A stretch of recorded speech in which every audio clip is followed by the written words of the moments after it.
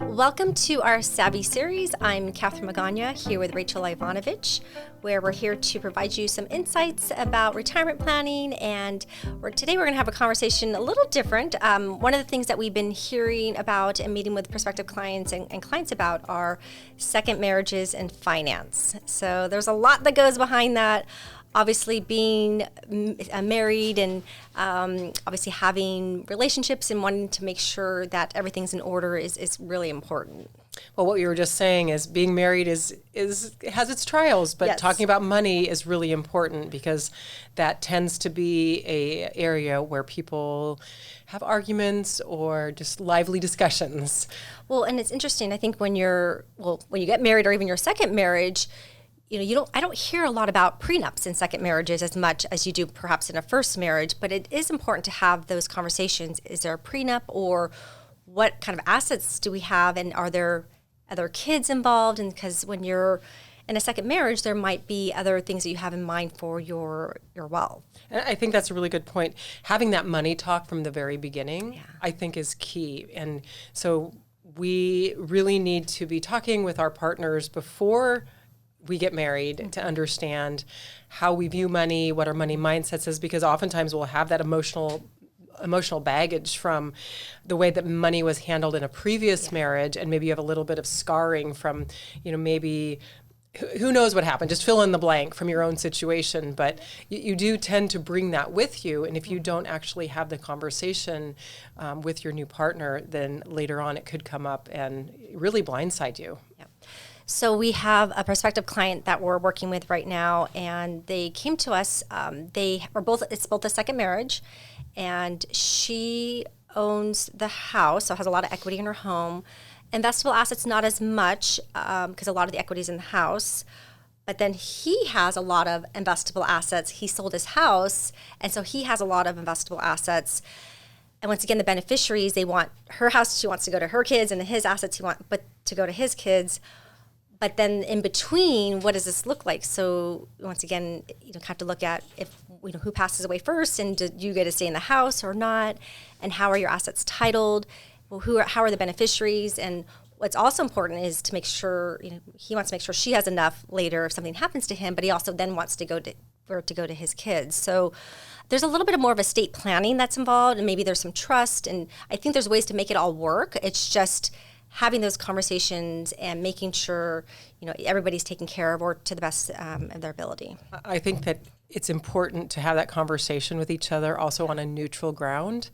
And so not just sitting down after work trying to have that conversation with each other, but maybe even getting a financial or wealth advisor involved in the conversation so that each partner can list what their priorities are and what's most important for the mutual partnership, not just their own priorities, but for their children from previous marriages, and then together as the new couple. Yeah.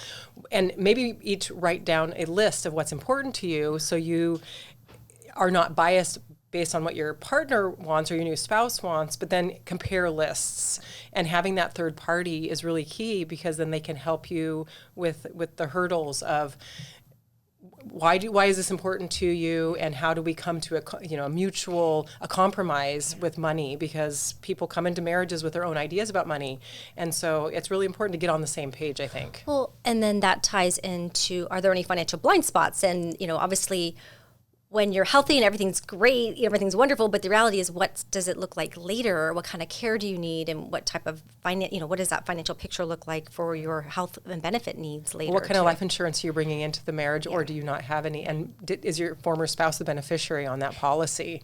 So I think taking an inventory of what you own and what you owe, and having that list together is really important, because, like you were saying, Catherine, what did you say? The wife owned the house, and he owned the house, but he sold the house. Yeah, so their assets are different, but they also want to make sure they have enough. Exactly. But then they want it to go to their kids too. So you have to prioritize too. And making sure that because what I'm finding is that oftentimes there will be one partner who is more excited about taking care of the finances Yeah. than the other, or doing the taxes. And so if you both are coming into a relationship where you both were in charge of the money in the previous marriage, or maybe neither of you were in charge of the money in the previous marriage, it's important to discuss, okay, who's going to be paying the bills?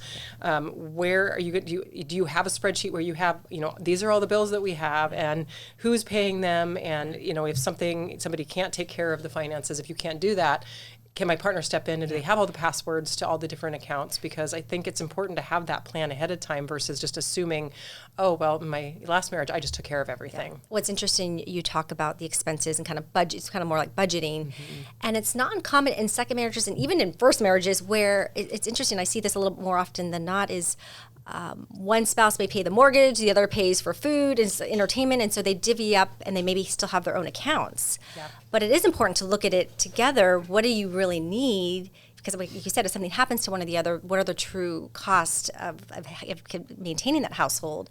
And so I think it's, once again, you can still have separate accounts, but having an idea of what's needed overall, I think is really important. And not just for your living expenses or your because you've got the discretionary expenses and non-discretionary expenses, but then trying to read each other's mind in terms of what's important. Yeah.